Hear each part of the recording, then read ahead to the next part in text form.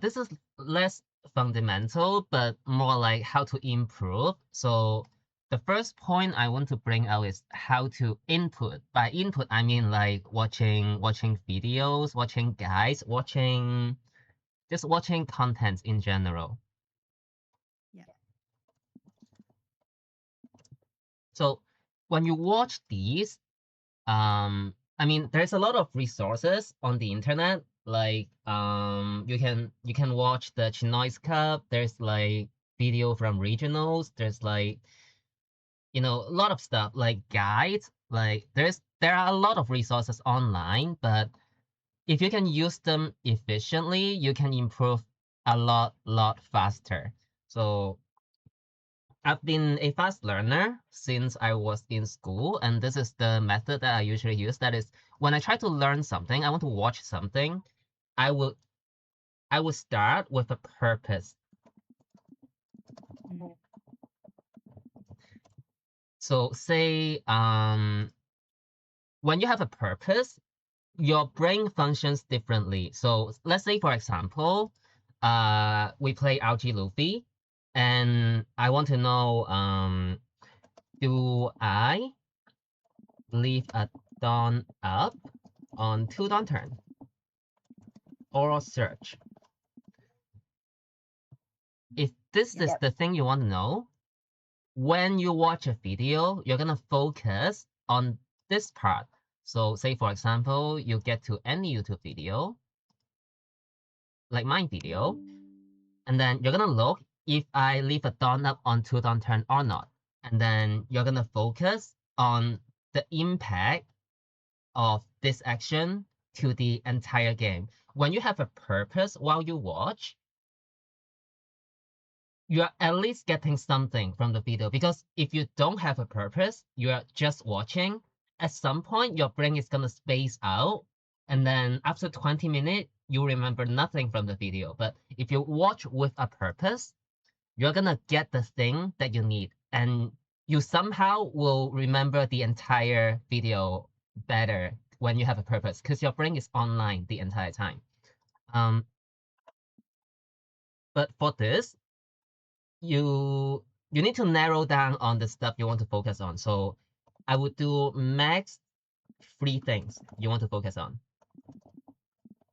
because anything more than that, your brain cannot handle. So to start with, you can start with 1 to 2, and when you get familiar with it, you can try 3. So you're gonna have Okay. a few focuses when you go into a video, a guide, or anything like that. So for me, I buy a lot of guides, like not just the deck I play, but also the deck that I struggle into. Say, for example, I bought the BY Teach guide from uh, Dog of Wisdom, and when I read that guide, I have the purpose of like how I want to know how they manage the red green Luffy matchup, so that I can do better into Teach, because I know exactly what they would do. So when I have that purpose, I can get the information I need very efficiently. So yeah, that's the I first part, see. how to input. And I feel like this is one of the most important skill that not a lot of people talk about. So yeah, just get it out of the way. This less about One Piece, but about learning in general. And Okay, then I I do do have a have a question. question. yes. Um, The the thing thing is, is, let's say you want to guess on something in One Piece. Mm-hmm. Let's say it was thinking of when to attack, when they have triggers, etc. Um, Especially when I first started, I didn't know this concept at all. But obviously, later, when people told me, that's how I could start focusing on it. How would I know? I guess some purposes that I would need to think of if I don't even have that in my mind yet. Yes. So now you have something to learn.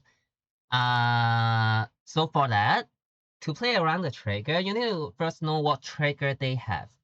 So I would just go to any website with some deck list, maybe this one, and then you go to maybe the BY Teach section, and then just read all the cards they have. Okay. So let's say BY Teach. You're just gonna read all the cards that they have. Yeah. You read it, and then in your mind, you're gonna think, what should I attack first to play around the most amount of triggers? So Fan Ogre, to play around Fan Ogre, you need to swing with your smaller attack first, so that even if he minus 3k on your, let's say Zoro, your Zoro is still 6k, which will still get a card from them. And then for Dog Kill, you attack with your 1 cost first to play around it. For Vasco, you want to attack with your lower cost character first.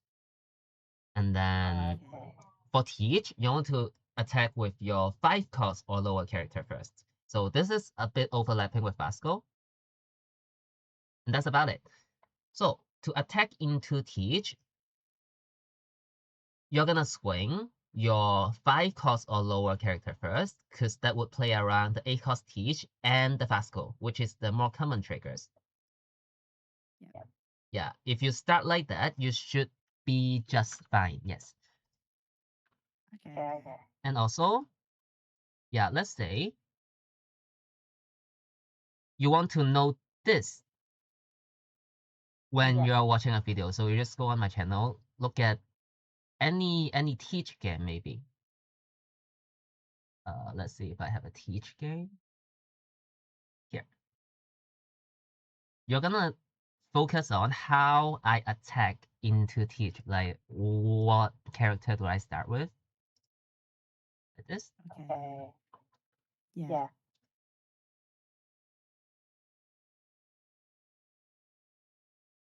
So say for example here, instead of swinging with Usopp or Leader, I swing with Nami first because they have the dog kill, which is gonna kill at 1 cost, making our Nami unable to attack. So here we attack with Nami first. So you're gonna look at how I attack and try to think about the reason behind it. Because even when I'm not talking, you just look at me swing the Nami first and you try to think the reason behind it. Now, I might not always play perfect in my game, and you may notice some misplay, but it's good that you think about it. As long as you're thinking about it, you're getting better. So yeah, Okay. you just look at how I attack and try to think why.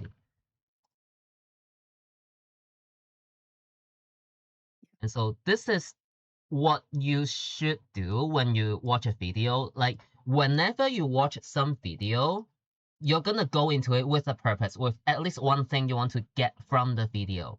And then you're gonna play the game. The reason why we need to play the game is we need to figure out what we don't know. And then we're gonna do the learning by watching video or guide, something like that, any content. Yeah. And we're gonna repeat this process. So we're gonna play the game, figure out what we don't know, then we go to the learning, and then we play the game to apply what we've learned, and then figure out some more that we don't know. This is like a cycle that will make you better and better at the game. This is what I do at least. And honestly, it helps me a lot because I have a full-time job. I don't have as much time as all the other professional players. But with this method, you can get really good really fast. Yeah. Okay. I see. And then now let's talk something more about One Piece, that is getting all the informations. By this, I mean information in-game, not outside of the game. So in-game, there are a lot of stuff that would give you information. So the most obvious one is searching. So the card that your opponent search, they need to show it to you. And when that goes into their hand, you need to remember them, all of them. This is like basic of One Piece. You need to remember all the cards that your opponent search. This is the basic, but a lot of newer player or even more experienced player don't do it, and I think it's just not right if you don't remember all the stuff that they show you. Okay. So they're gonna search, and then after they search, you need to know that the card is in their hand. And when they throw away the card, you need to remember that as well. So there's like, I don't know if you've played Hearthstone before, but if you play Hearthstone, there's like the cheating software that will show you the hand. Not exactly cheating, it's allowed it. It's the tracker that will show you like I what have played it. what they've searched and then on what turn. It's like that. You need to have that in your mind. That's gonna help with your decision a lot. So what they search, that's easy. You just remember it. And then card they discard. This is a little bit more advanced. So by looking at the card that they discard, you can have an idea of what their entire hand looks like. Because whatever they discard, it must be the most useless card in their hand. What I mean by that, let's illustrate with an example. Let's say opponent Mihawk throw 6 cost Mihawk on their 4 down turn. Now, what did this tell you? It means they could have another combo, another Mihawk. Yes, they have another Mihawk. Okay, good start, good start. So they are throwing the most useless card in their hand. So if they are throwing Mihawk, meaning they have another Mihawk in their hand. Because if they don't have another Mihawk in their hand, the Mihawk is the most useful card in their hand. So by looking at them throw the Mihawk, you know that they have Mihawk already. So you need to keep that in your mind. And then you play accordingly. And then what that would also mean is they have a decent play on 8. This is also true because if they don't have a decent play on 8, they need to keep the Mihawk. So you can already guess that maybe they have the 3rd Mihawk or maybe they have the 7 cost Shanks. So let's say their hand is like 7 cards. You already know that one of them is Mihawk and then another one of them is their play on 8. So you have quite a bit of information already by that point. Yeah. And then there's also what they did not play. Again, I will use Mihawk as an example. Let's say Mihawk passed their 2 down turn. Now, what does that tell you? It means he didn't get the Perona or Kinemon. Yes, no searches, yes. Therefore, what should you expect when it's your, let's say it's your 3 down turn, you're RG Luffy. How many down do you leave up? I'm on my 3 dawn. Yes. And they're going to fall. They could attach all 4 to Yes. Mihawk, Yes. so I could leave 3 dawn up. Cannot, because you need 1 down on leader. So you're gonna leave Okay, no, 2 down sorry. up. Sorry, Yes. 2 dawn. So yeah, since they have no searcher, you know that by looking at them past the 2 down turn, you can expect them to go 9k on your leader. So you're gonna leave maximum down up. So that is an example of getting information from what they did not play. For Mihawk, it's more obvious, but like sometimes, let's say Red Ace swing 9k into you on 4 dawn turn. Now, that tells you that they do not have the 4 cost Luffy in hand. So you can already know that maybe in their 7 card hand, there is no Luffy in it. So that's another information you can gain. And later in the game, you may use the information as well. So since they don't have a Luffy, which is a break, it's more likely that they have maybe a 6 drop, maybe a 8 drop, maybe some counter, anything but focus Luffy. They are more likely to have that in their hand. And then another way of gaining information is by looking at how and what they counter with.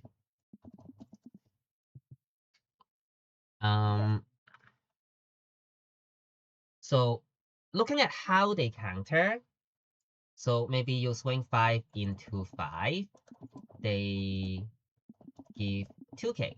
If they give 2k, that means they have no 1k in hand that they are willing to give you. So there's no useless 1k, only useful 1k and 2k. So that's some information you can gain. And then you can also look at what they counter with. So say for example, have you played Blue Purple Luffy? Yes, I have tried it. Yes, like back in OP13 one is really good, right? Yeah, with Sanji. Yeah. I think I played it a bit after when they played the Rojo promo after. Oh, so not the prime UP Luffy, but Yeah. let's say let's get another example then. Let's say no, we'll stick with UP Luffy. I can't think of a better example. So UP Luffy Mira. Okay. So the UP Luffy deck consists of quite a bit of 1k. The 1k that they have is gonna be the 4-cost pudding, which is banned by now. Yeah. 5-cost Nami. 4-cost Bond. Something like that. So maybe the 3-cost Jiro. And in the mirror, the most important 1k counter is 4-cost pudding. Because in the UP Luffy Mirror, you need pudding to close the game. So if they have the choice, they would never use pudding as 1k. They would try to use Nami, Bon Clay, or Jiro, any other 1k than pudding. So when you see them counter 1k with pudding, you can already know that their entire hand has no 1k counter other than pudding. So that is one massive information they give you that most do not notice. You just need to realize that whatever 1k they give you is the most useless 1k. So if they give you a semi-useless 1k, you already know that there is no lower priority 1k that they have in hand. So that's how you get even more information. Yeah, so throughout the game, you're gonna gain a lot of this information. And by the time you get later into the game, you already had pretty good idea of what their hand is like. And to do this, you need to be really focusing on the game, and your body need to be in good condition. So you have to be on your A game when you do this. Because when you're sleepy or not focusing or whatever, you cannot get all the information that you need. So even though One Piece card game is a turn-based game, it looks like there's not a lot of action in between turns. You still need to be the best of yourself when you play it. Yeah. And then we will, yeah, that's about it. And then we'll I talk. have a question. Yeah, yes. With the searching, I remember with RG when we had 16 searches. Yes. So I think it's kind of relevant. Mhm. When you search, do you remember every single card you put on the bottom? Do you remember each card and every sequence? And do you count how many, like let's say you search 4 times and that's 4 times 4. Do you remember it's like 4 cycles and you remember that? I do Yeah, that was not recognize every single card because that's too hard. Like It's just not possible. So I will categorize my deck into a few things. The biggest one is useless 1k. Okay. So say for example, by useless I mean useless in the late game. So by useless 1k, there's a lot of cards that fall in this category. So 1 cost Nami. I will put 4 cost Nami in it, but you you may take 4 cost Nami from it and actually track your 4 cost Nami, but that will be more, mind consuming. It's harder. And then the Usopp, and then the what else? Brook is not a useless 1k because later in the game you need Brook. It's really good in the late game, so it's not useless 1k. So like cards like these are useless 1k. You just treat them as the same thing, so that it's easier for you to track. And then you're gonna track all your breaks, or your 2k, or your breaks. And for breaks are often very impactful. So when you look at the RG list, there's like a lot of breaks that are good. So 7 Zoro, 7 Nika, 6 Luffy, 2 cost Gatling, 5 cost Sanji. So these are all the yeah. What else? I don't know. Oh yes, Charleston. Yes, that's the most important one. I forgot. And Luna, of course. Oh, yeah.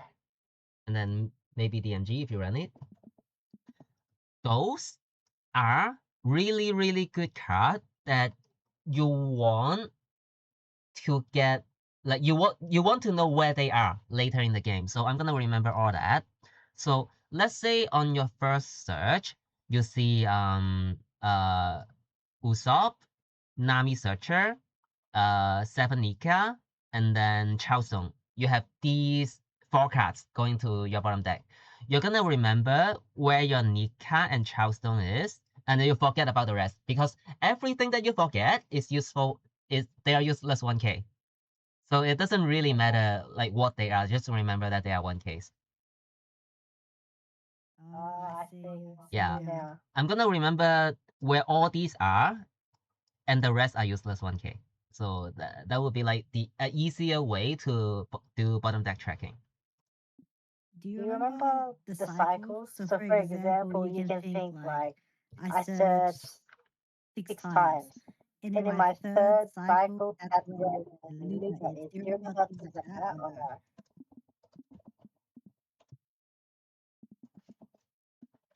no? For cycle, since RG Luffy does not have a way to throw cards into your trash except Charleston, but I expect you don't throw Searcher with Charleston.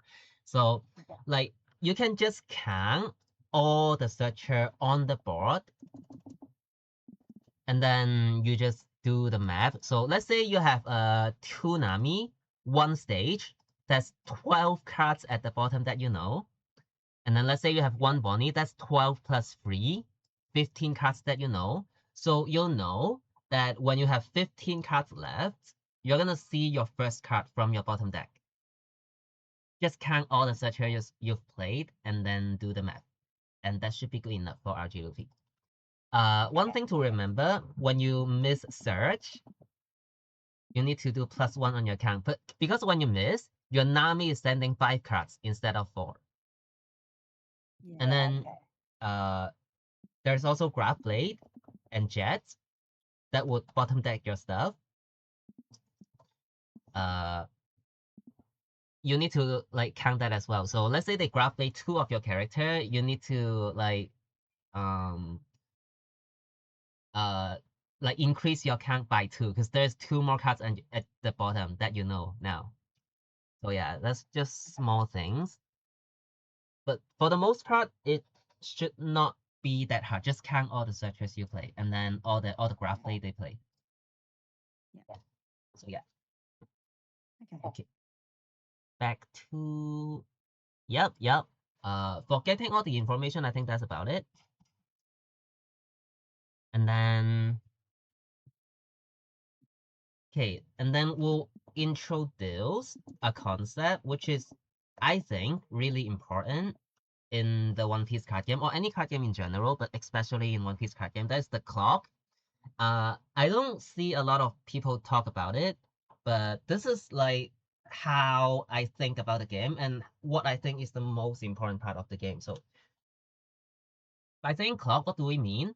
So let's say opponent is on a 1 turn clock. If we say that, that means we kill them next turn. When we say opponent is on a 2 turn clock, that means we kill them the turn after next turn. So we'll kill them in 2 turns. So that's what the word mean. And then same goes for us. We are on a 1 turn clock. What do we mean by that? We die next turn.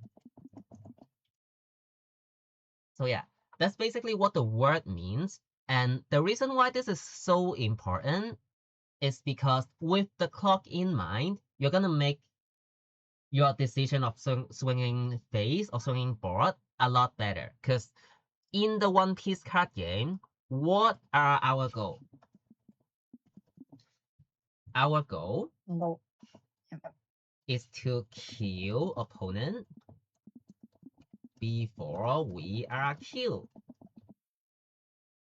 So all the actions that we do in this game has uh has a, has only one purpose or two purpose, like depending on how you look at it. So the first purpose is to accelerate opponent's clock or extend our own clock.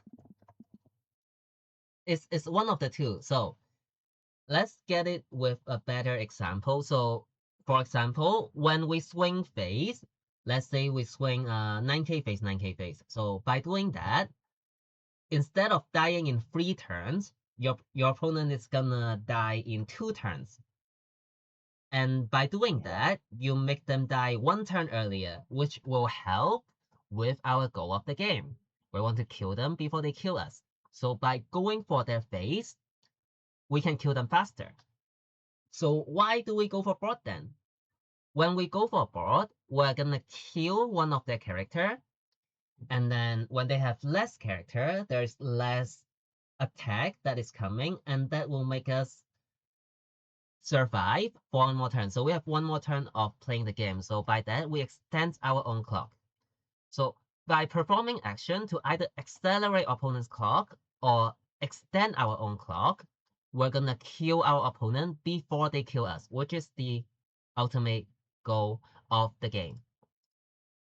Now, for the One Piece card game, I think for the most part is quite easy because let's say you take any meta deck, you're gonna practice a lot, and at some point you're gonna recognize some patterns.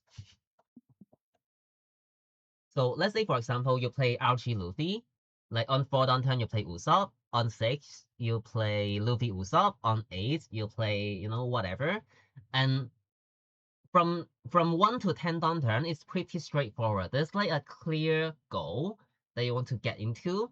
And with some amount of practice, you can get every single one of those turn right.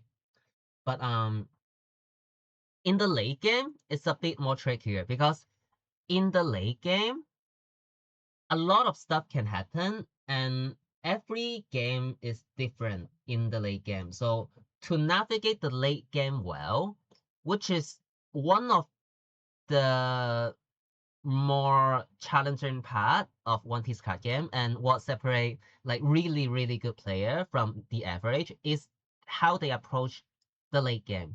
And for me, I think to play the late game well, you need to understand the idea of the clock.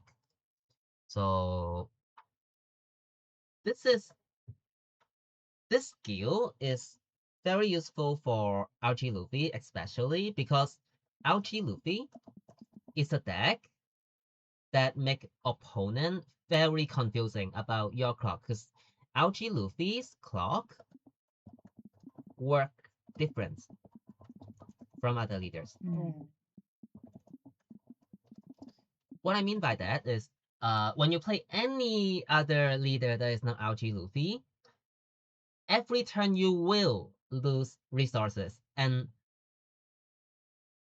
when opponent attack you, they know exactly how much resource they would take from you and exactly how much turn they need to kill you. But with Algae, it's a bit different because Algae, they're gonna get 10k counter every single turn. And then there's card like Nami, Luna, or 7 cost Zoro that would often keep you alive without spending any resources. So it's really, really hard for opponent to know in how many turns we would die. So it's quite hard for opponent to get our own clock because they don't know our hand. So let's say our hand is 4 of the 7 cost Zoro, and then maybe we have like 2 free Luna. We can play the game for 6 more turns, and they wouldn't know that because they don't know our hand. So with RG Luffy, you have this advantage of like being really hard to calculate your clock from the opponent's side. But from our side, we can clearly know in how many turns our opponent would die. Because let's just take like literally any game, for example. I'll take Algae because you have experience with Algae. So let's look at this game. I pick it at random. So let's say, oh, we're starting there. Okay, yeah. So from this position, what do you think our opponent clock is gonna be? So on this turn, we have 1, 2, 3 swings. That is gonna get 1, 2, 3 life from them. And then the turn after, we could go for lethal, but most likely we wouldn't get it.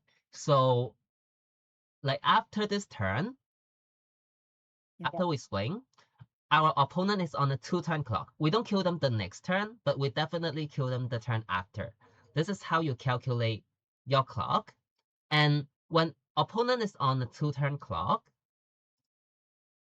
what's your goal for the next turn? Your goal for the next turn is to make sure that they would die on the next turn. So there's no point in swinging board anymore because by swinging board, the only time you should swing board is when you are dying immediately on the next turn. In that way, you swing board because if you don't, you're gonna die before you get your next turn. But if an action doesn't accelerate your opponent's clock or doesn't extend your own clock, meaning you would die at the same turn and opponent would die at the same turn, that action is quite meaningless. You want to be doing meaningful actions. So by going face here, so there's no point in going for NL here, right? Because by going for NL here, you still die in 2 turns. But when you go face, you can kill them in 1 turn instead of 2 turns. So yeah, that's why the concept of clock is important. And when you have the concept of clock in mind, like the NL game isn't the best because for the NL, the clock is quite easy to get. So let's look at a Mihawk game.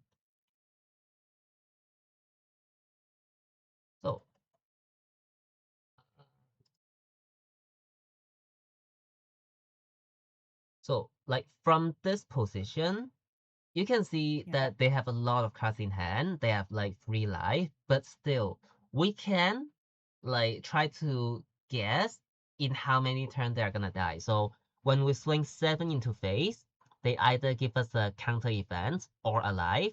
So when we go 7, 7, and maybe 8 into their face, they're gonna lose like maybe 4 cards in hand, let's say. And then but they don't lose any life. And then the turn after, we're gonna swing 7, 7, 9, 8. So you can see like every turn we swing a little bit bigger. And from this position, you would know that like we swing this turn, next turn we keep swinging, the turn after we keep swinging, and then the turn after, like 3 turns later, we might kill him.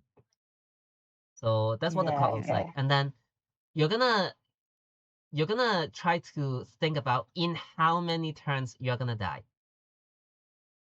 With algae, this is a bit tough because it depends on like what your hand is. But let's say in this hand, we have Zoro, which is gonna buy you 1 turn. We have another Zoro, which is another turn.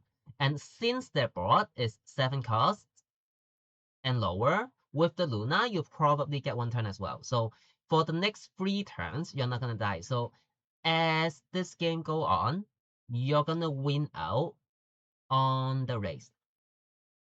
And here, you could make a decision of either to swing board or swing face. I mean, obviously you swing the Zoro into here, but Yeah. like this decision is funny because you have to think about like in which way you could like gain the most. So um first thing you need to know is by going face, do you accelerate their clock? Meaning, so like from here, if we swing like let's say this turn is our first turn, and the turn after we don't kill him, the turn after the next turn we don't kill him, and including this turn, we're gonna kill him in 4 turns. So if we're gonna kill him in 4 turns, there is actually a quite good reason to swing into the Mihawk. Because like swinging face here does not make us kill them in 3 turns. We like swinging face or swinging the Mihawk, we still kill them in 4 turns. But by swinging the Mihawk, first of all, we're gonna prevent them from seeing the life card. And then we can prevent them from using their 3k counters efficiently. And then if the Mihawk somehow dies, we can play the game for a lot longer, meaning that will extend our clock. So there's a very good argument to swing the Mihawk here, but I went for face anyway.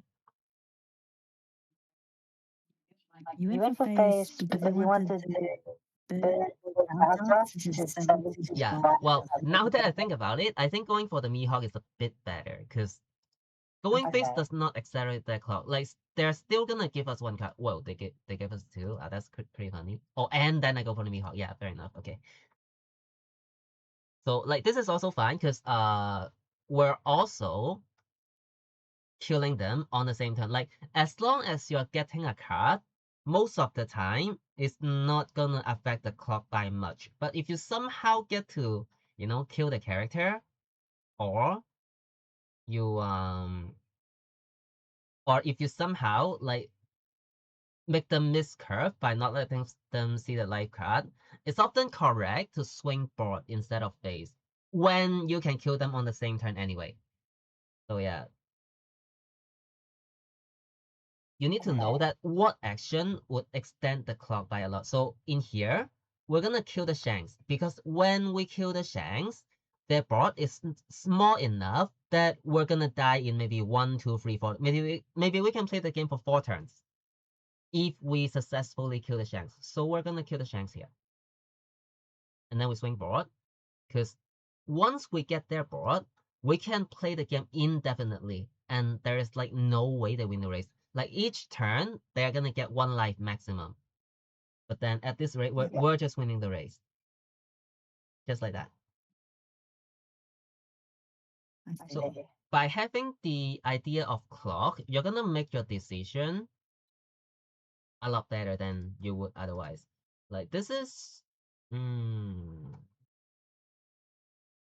gonna take quite a bit of practice, and you don't need to get it perfect. You just need to think about it.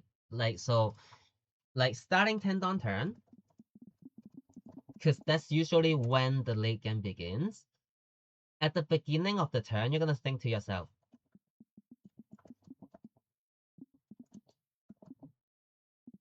2 questions. In how many turns do I kill him? And in how many turns do I die? So if you think that you would kill him before you actually die, you are in a good position and you should be winning the game if nothing crazy happens. And you would just play the game the best you can, and then you should win the game accordingly. But if you think that you would die before you kill him, then you are in a disadvantageous position and you need to do something crazy to win. Say, for example, you think you would kill your opponent in 3 turns, but as the game go on, your opponent can kill you in 2 turns. So that means opponent is winning the race if the game go on like that. So you're going to perform some risky plays. So if losing, you do risky play.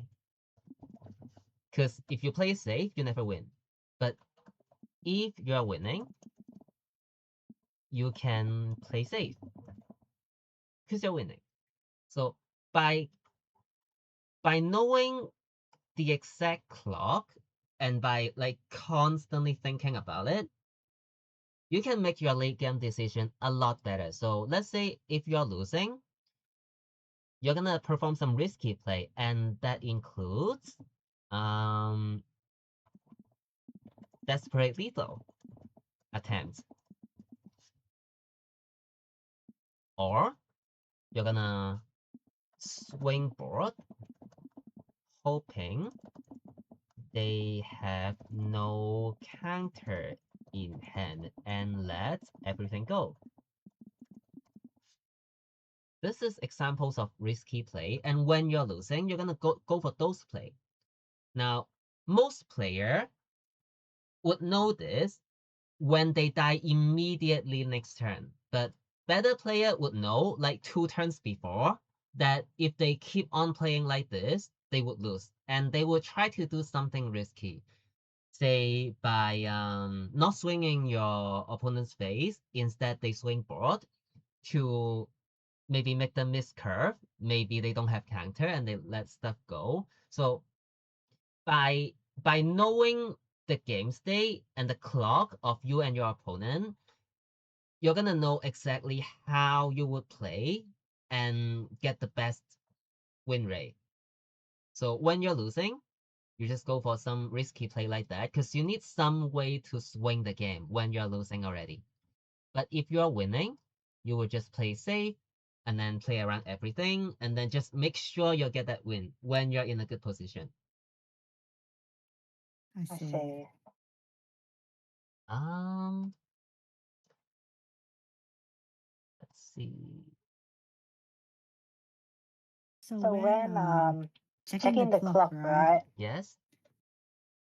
You're You're imagining imagining their their characters. characters. Let's say Let's they say swing, swing, they let's play say their they pet pet drop. drop.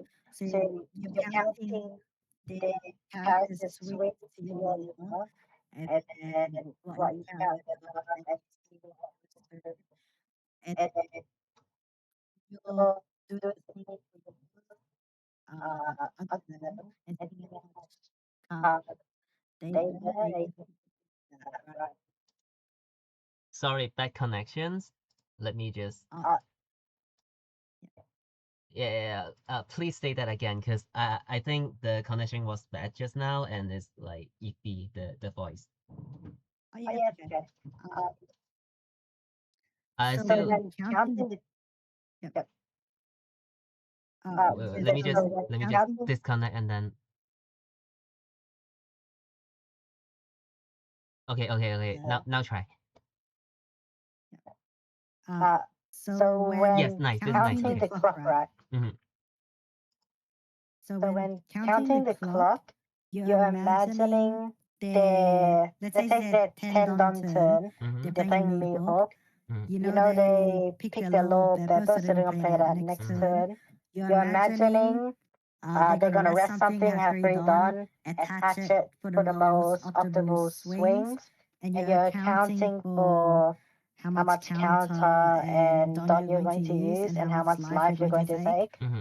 And you're And you're just just repeating repeating that that for for them them and and yours, yours, and and then you then you keep keep repeating repeating that that until you until see you the see the clock, clock, right? right? That's how That's you how do you it. do it. Yes. And in the late game, there's usually two or 3 turns before the game ends, because the One Piece card game does not go on that long. So as long as you can see 3 turns ahead, which should not be that hard, because like for a lot of that, there's the optimal play that they're gonna do. So say for example, let's say opponent is playing Mihawk, they either gonna play 10 cost Love Apple, or they're going for game. So they're gonna go Pepple, Pepple, Pepple, or they go double DMG for game. And when you're imagining your clock, you need to imagine that they see their most optimal curve. Because if they miss their curve, you're winning already. You don't need to think about anything extra to win that when they miss. So you're gonna imagine that they have their stuff. So let's say against Mihawk, you're gonna imagine they have Pepple and double DMG for game. So you're gonna imagine like they play Pepple this turn, Pepple next turn, and then double DMG the turn after. So that is the turn you're gonna die to double DMG. And that's basically how you calculate the clock. And like as the game go on, it will get easier and easier to calculate because you get more information, you know how the turn had played out. And the turn before you die, you're always gonna know it. So the turn before you die, you just go for your desperate lethal attempt. Because if you don't, you're gonna die next turn. And yeah, final turns. Yeah. Yes.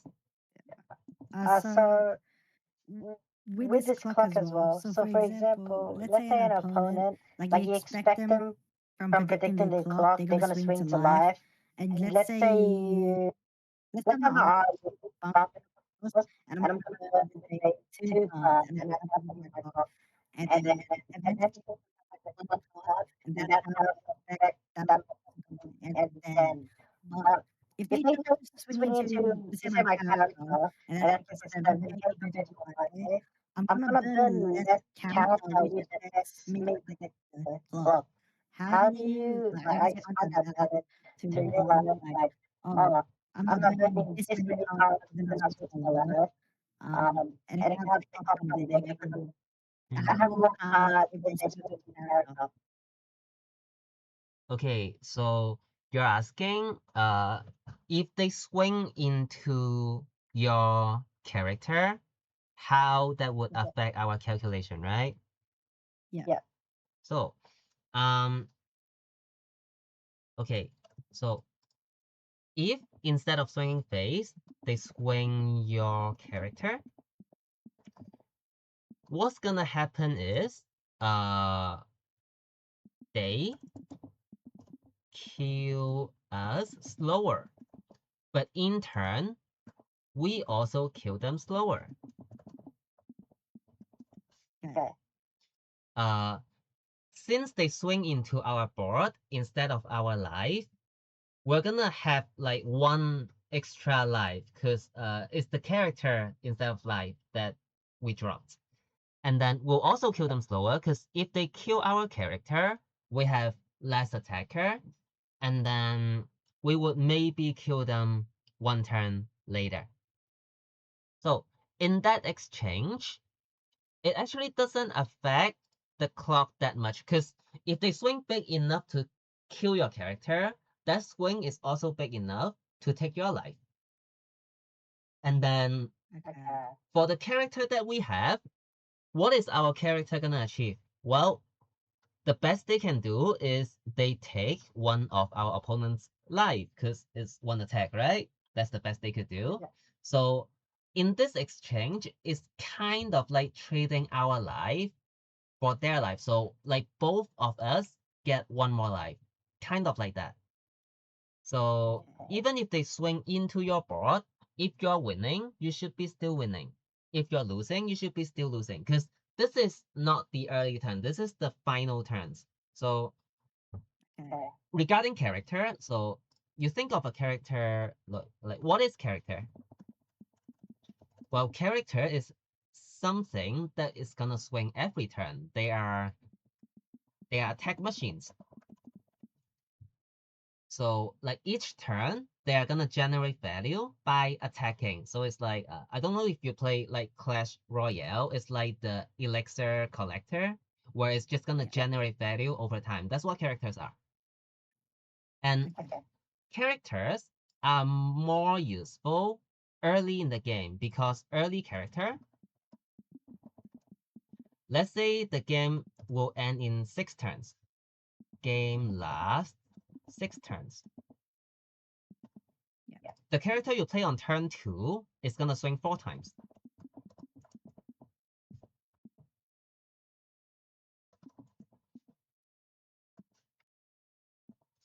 And the character you play on turn, like the character that is still on your board by turn 5,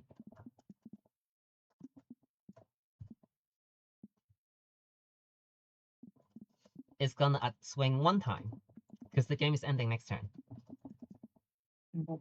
So, in the early game, it's often correct to protect your character because if you protect your character, they will continue to generate value. So early characters are extremely good.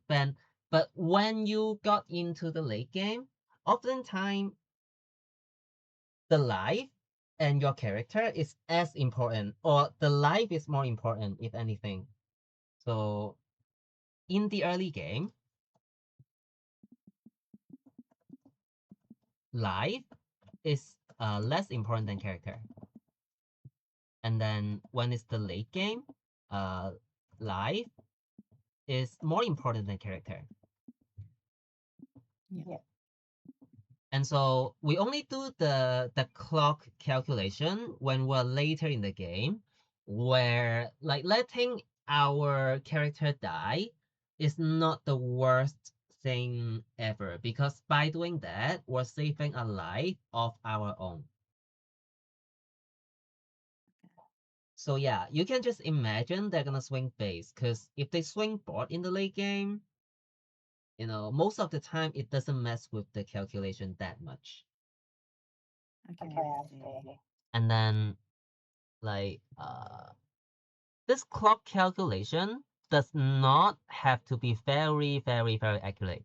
You just need to have a rough idea of if you are winning or losing or what. Like, you don't need to know that you will die in 5 turns and they will die in 3. You just need to know that you're in a winning position or a losing position. Like, as the game go on, what's gonna happen and which side will win. And if you are in a losing position, you go for some risky play. And then when you're winning, you just play safe. So yeah, this calculation does not have to be exact.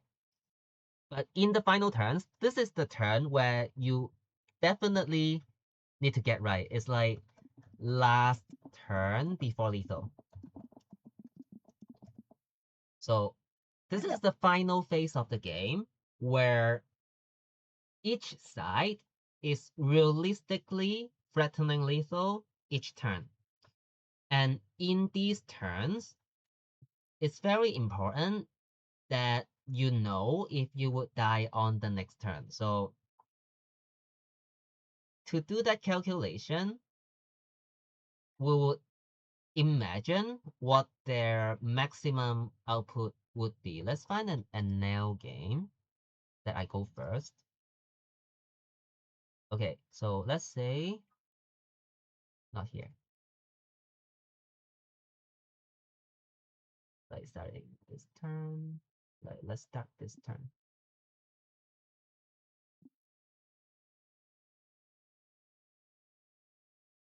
So it's their turn now. Would it be my turn? Okay. No, that's not the turn. Okay, here.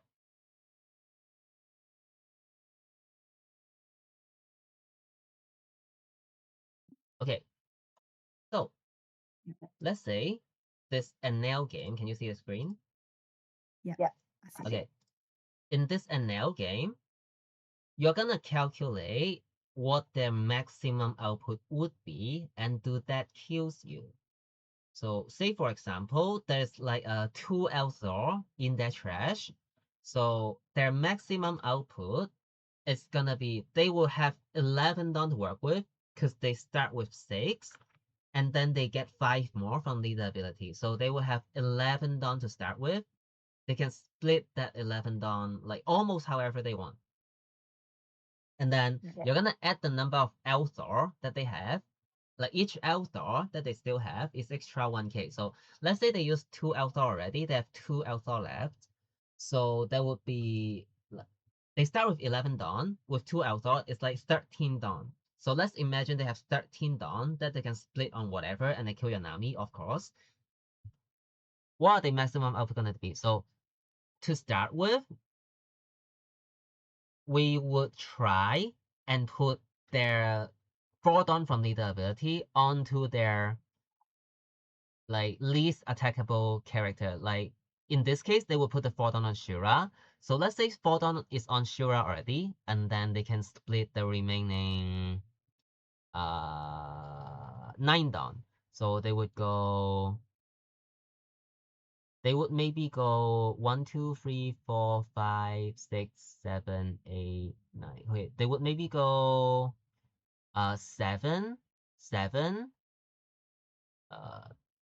六七八九十12 13. So it's like they would go 7, 7, 7, 7, 10.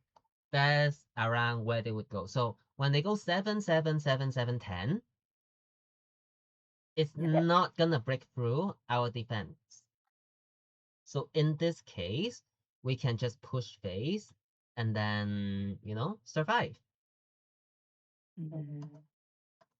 And then it seems like it would not matter, but it's very important that you do the math every single turn because sometimes you would die, but you don't notice it. So like for here, again, we're gonna calculate the maximum output. So let's say we Luna their board. Their maximum output is gonna be, they're gonna play the Rush Shura. I mean, they're gonna swing like 9 with leader, and then they would play the Rush Shura, and then like play the Elthor, and then the Shura is gonna swing like maybe another 9, so it's like 9/9. And then they will swing with DNL. Well, in which case, we could die if we don't have 1k counter. But it's like nothing we could do really. Yeah. So we're gonna leave 5 Dawn up, and then just hope that they don't have everything, like everything. So to win, they're gonna go like 4 Dawn on leader, swing 9, play Shura, go Elthor, and then attach 6 on Shura. That's gonna be 9. Oh wait, we just need to count out of 1. So yeah, we don't die no matter what. But it's like, it's quite important that you calculate these. And into Mihawk is quite tricky because into Mihawk, you need to expect them to have double DMG. Yeah. It's very, very realistic for them to have double DMG. Like, they would have double DMG more often than not. So when you do the final calculation, you need to expect that they have double DMG. So let's say, for example, this one. Let's skip to our turn. Okay, this is our turn. So to calculate how much they're gonna swing, you're gonna expect them to have double DMG. So let's say they have double DMG, rest 4 of your Dawn, and then they use leader ability so that they still have how many Dawn? 5 Dawn to work with. Is it? Yeah, 5 Dawn. I mean 6, because they have the smoker. So 6 Dawn to work with. Oh, yeah. So they're gonna split the 6 Dawn. So maybe 1, 2, 3, 4, 5. Yeah, they're gonna go 1, 2, 3, 4, 5, 6. So it's gonna be like 8. I mean, it's gonna be like 7, 7, 9. And then if you still have life, they go 7, 7. If you don't anymore, they will go 9, something like that. So you just need to calculate if you survive that exact sequence. And in this case, we have 2 life, so we can absorb the 2 biggest swing. So this 11k is not there. Let's say we take life on the 11k. So with 1 life, we need to counter out of 1, 2, 3, 4, 5, all 5. Which should not be an issue for us because when they swing 9, we just take. When they swing 7 or 8, we can just use these as counters. So in this position, it's very not likely that we're gonna die. And here you can, right, so here, we're just gonna 1k, because the reason why we can give broke is that they are guaranteed dead on the next turn. Even if they go like Luna and then maybe play a blocker, so Luna blocker, we could still go 8 down on Usopp and then unblockable on the Usopp. So it's okay for us to give broke. We just need to make, like, when we counter, we just need to make sure that they die on the same turn. If they die on the same turn, it doesn't matter. But if by countering they might leave for another turn, then you need to think about it. But here, I don't think we die no matter what. We did not die to single DMG, like exactly. But this is like so close yet so far. I believe we don't even die to double DMG. So yeah. I see. So last turn before lethal, you're gonna imagine there 10 dawn split. That's the first thing you do. If you die to simple split,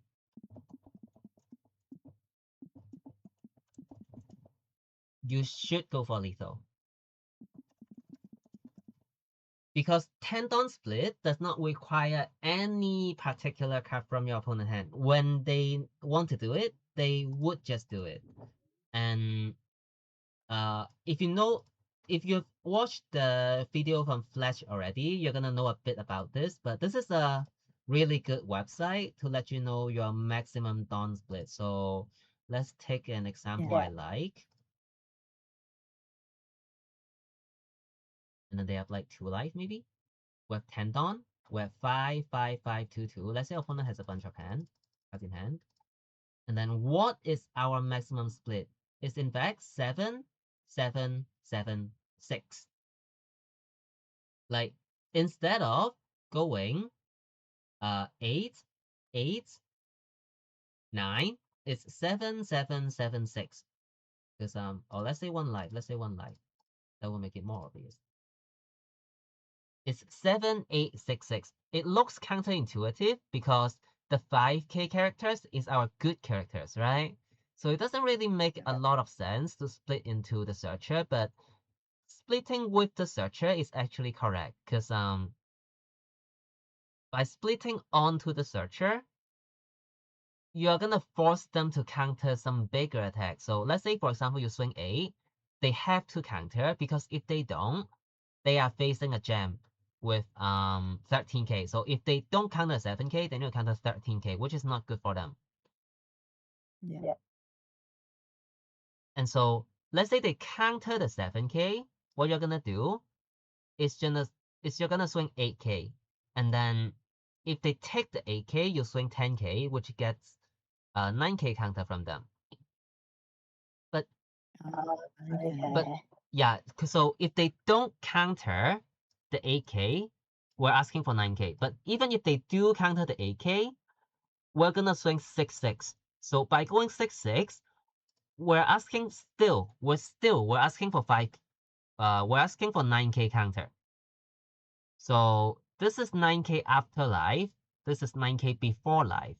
So this is a bit, I mean, this is still 9k after life. So we ask for the same counter, but let's say we split 899 instead. So if we split 899, they just need to counter out of or 889. Yeah, 889. Let's say we swing 889. We are still only asking for 9k counter. So to counter 8, they need 4k counter. And then to counter another 8, they need another 4k counter. And then for the 3 dawn left, let's say they still have 1 life, we can swing 5-5 with Searcher and Leader. So that's the optimal way of swinging. Now, this calculation is only complicated when opponent had a character that is like lower attack. Like when your opponent has no searcher on board, it's gonna be extremely easy. We just split evenly when they have no searchers on board. But with searcher on board, it's gonna be a bit tricky, and it's gonna take a lot of practice to get those right. I suggest you just whenever you have a like broad state, like when you're going for lethal, and when your opponent is going for lethal, you just run it, and then try and see if you get the correct split or not. Because most of the time, most of the player, they are gonna get it wrong and they don't know the correct split. But that's a topic that you need a lot of practice on, and we're not gonna talk about it in the session. So you're gonna imagine that 10 down split. If you die to their ideal split, which oftentimes include the searcher, you have to go for lethal.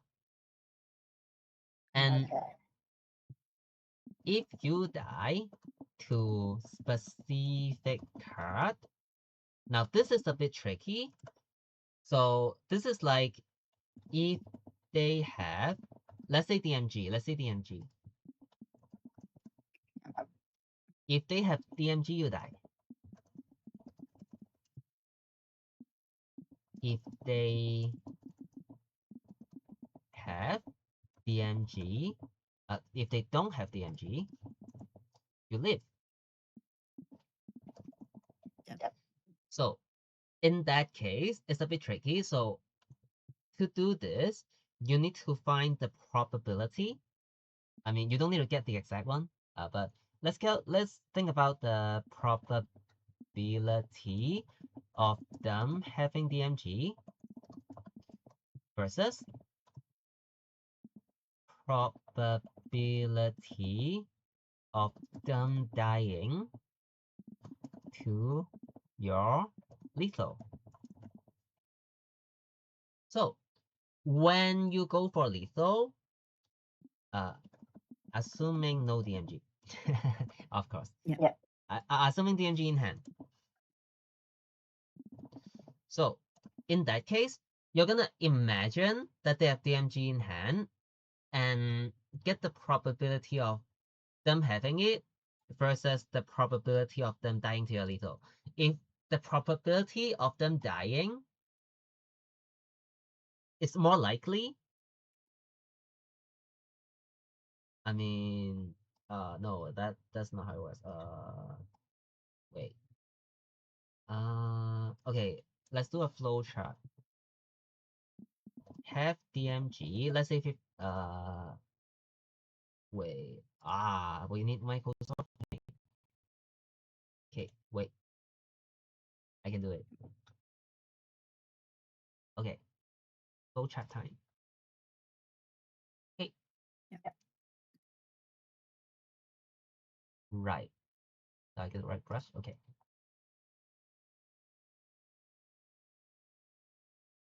Yes, DMG. No DMG. Okay. DMG. Question mark. If this is a yes, then there's gonna be two way of going. Let's say they have DMG, you're gonna attempt for lethal, and then they either die or no die. Mm-hmm. And let's say they don't have DMG, and then you're gonna leave. Like, no, that's not how it works. Okay, let's clear it. Let's start it with go for lethal. Yeah. Go.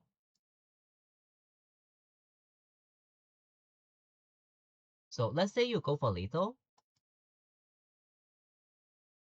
They are gonna either it's either gonna go through and then you win, or it will not go through and then you lose. Let's say if you don't go for lethal, and there's like this is the way that they have the MG. This is the way of they don't have the MG.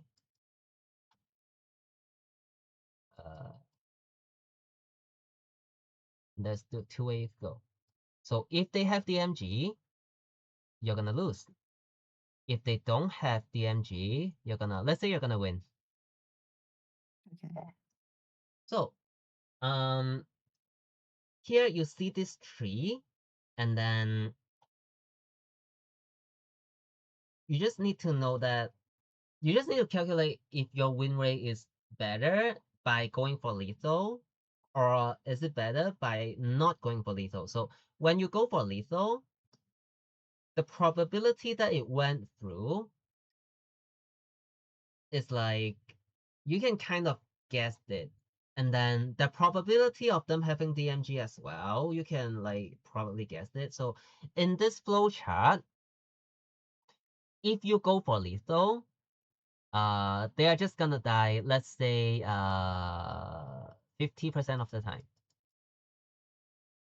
Yeah. And then let's say if you don't go for lethal, do you think the probability of them having DMG is higher than your lethal going through? And let's say they have DMG like 80% of the time. Like that's just a random number that you guessed. But if you think it's more likely for them to have DMG, then you should absolutely go for lethal, because like there's just more chance of you winning. Because if there's 80% that they have DMG, there's only 20% that they don't have it. But if you go for lethal, let's say you have 50% of it getting through. But obviously this calculation is kind of a bit tricky. But you just need to like have a feeling of like are they more likely to have the counter, or are they more likely to have the DMG? So to get this calculation right, we're gonna go back to the previous session. Like you need to get all the information you can get. And when you have all the information, you're gonna get these calls correct more than other players, and that would like improve your win rate.